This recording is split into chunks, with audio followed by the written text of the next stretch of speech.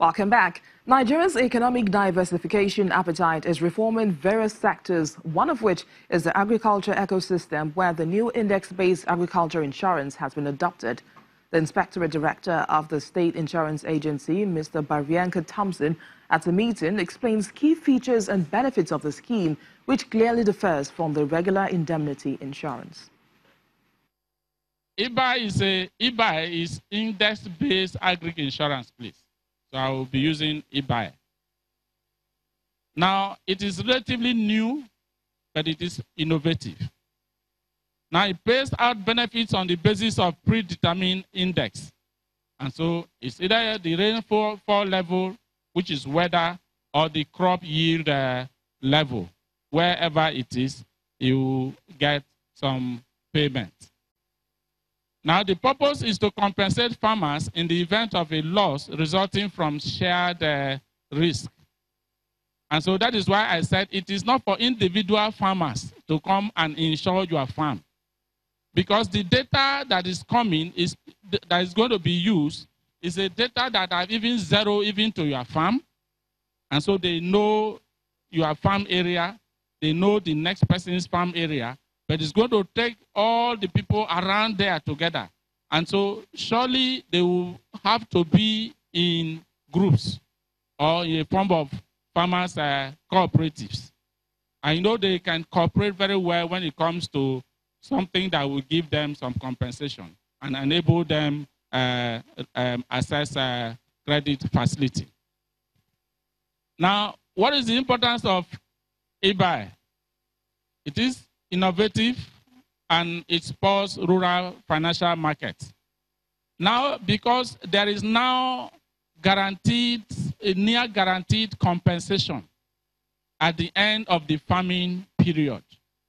The farmers in the village will be happy. They will be happy to come together.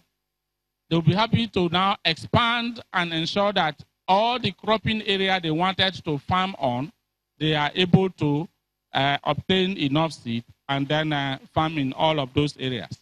Note that the reason for obtaining the loan is not just to keep the money, but it was to enable them get seeds and get fertilizers and get best of seeds, because all the people in the agri value chains are involved.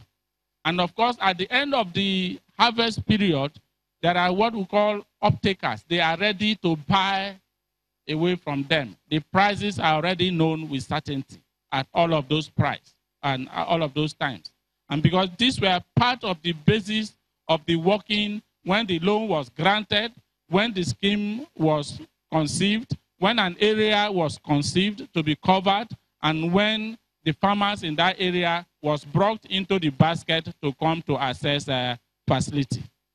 What is important is that the farmer must perform his own side of the obligation by ensuring that he plants when he's supposed to plant. Take, for instance, a crop like beans. You were expected to plant towards the end of the rainy season. And you have only about 4 weeks interval within which you must plant beans. And that was after corn were already harvested and removed from the field. For those of us who are familiar with this. Now, if you don't plant within that 4 weeks and you plant in the 60th week, your yield is likely going to be low. Assuming that we have gone to procure loan, but we didn't keep to the time that is worked out. You see, agric is like mathematics. That is what I have found. If you miss the planting season and the harvest season, you are on your own. And so that's what happened. And so now farmers will be able to access loan more frequently. Now it supports economic development. It protects rural livelihoods and reduces poverty. It protects productive capacity in the rural areas and financial institutions against index-based loan defaults. The rate of defaults will not be as high as we've had of agri loans in the past. Now, expanding rural finance and enabling them to access credit facility, of course, will also boost their livelihood in the rural area. Now, I want to point out a few differences between the traditional indemnity insurance and the index-based agri insurance.